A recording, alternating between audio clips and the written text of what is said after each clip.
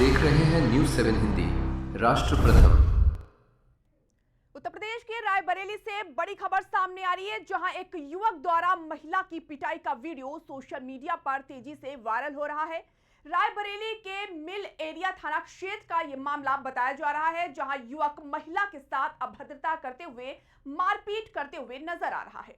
पीड़िता को स्थानीय मोची की पत्नी बताया जा रहा है। वीडियो सामने आने के बाद पुलिस ने मामले का संज्ञान लेते हुए जांच शुरू कर दी है और आरोपी के पहचान कर कार्रवाई की बात कही है।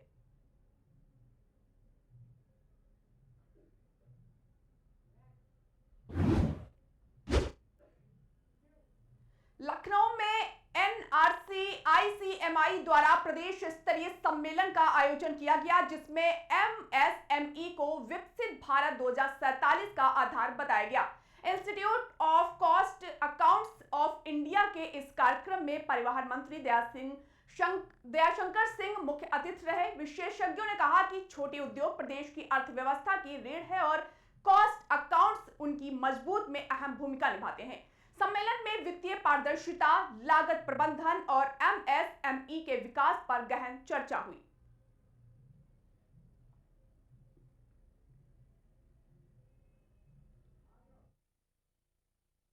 मेरा नाम हनी सिंह है। मैं institute of cost accounting of India northern region council का सेक्रेटरी हूँ और आज हमने यहाँ पे यूपी की स्टेट कॉन्फ्रेंस करी, जो कि लखनऊ में आयोजन करी इस बार। इस आयोजन का जो मुख्य टॉपिक था, यूपी की एमएसएमई कैसे विकसित भारत में अपना योगदान दे रही है, आने वाले समय में देंगी। इसके कार्यक्रम के जो मुख्य अतिथि दयाशंकर जी थे, साथ ही हमारे विशिष्ट अतिथि आपके सुधीर एस हलवासिया जी और साथ में गोविंद नारायण शुक्ला जी, जो कि बीजेपी के हमारे जनरल सेक्रेटरी स्टेट के हैं, वो भी आए थे।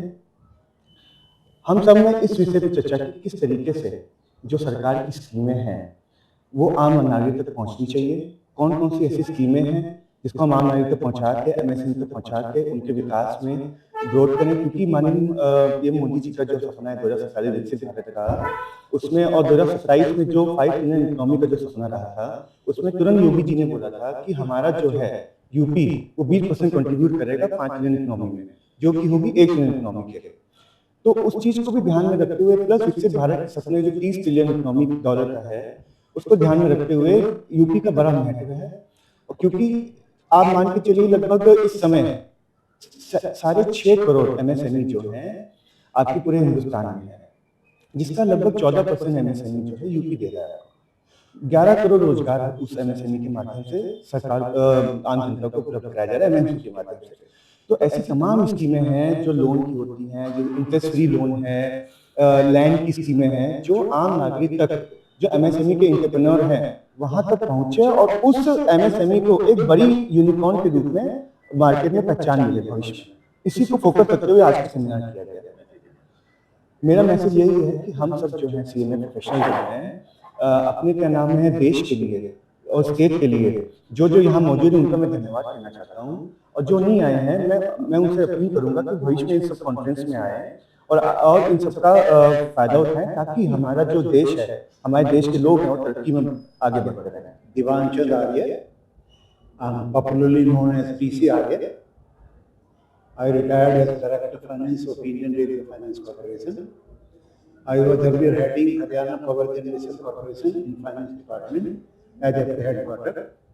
I was Chairman of Northern India Regional Council of ICMI in 2003-04. Prior to that, I was Chairman of Chandigarh Panchkula Mohali chapter of Coast Accountants. I am born and brought up in Haryana. My work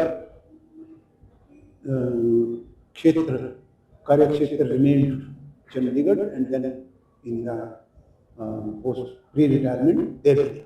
MSME is a very employment generating and also supporting the lower middle class businessmen. It is also covering the rural area. Actually, I have been staunch demanding that there should be, profit should get a respectable term, and there should be MRP commission in MRP commission, the every filing should be by certified by cost accountant. Where the MSME is concerned, Government of India should support the payment of cost accountant. In that case, it is a poor country, just growing, having target of developed nation in 2047. We cannot afford that one water bottle is sold at 10 rupees or 20 rupees in every area. When it goes to airport, it becomes 100 rupees. When stunt was being sold at 5 lakh, it was only because of cost control that our Honorable Prime Minister could fix the price at maximum 90,000. In medicine industry, you are fighting that there can be a discount of 90%. From where does it come? It means the Government of India is not having any control over pricing. Anybody could fix any price. The cost accountants can help the industry, can help the nation in maintaining a reasonable price. ये नया और बेहतर DBT वाला घड़ी ओ इसमें भाई साहब, क्या डीवीडी? इस दाग को मिटाओ तो जाने। ये दाग नहीं, घड़ी के लिए बस निशान है। अब हुआ ना घड़ी का मुकाबला। डर्ट ब्लास्ट टेक्नोलॉजी के पावर ग्रैन्यूल्स दे फास्ट एक्शन सफाई, मिटाए जिद्दी दाग और दे बेहतरीन खुशबू। पहले इस्तेमाल करें फिर विश्वास करें।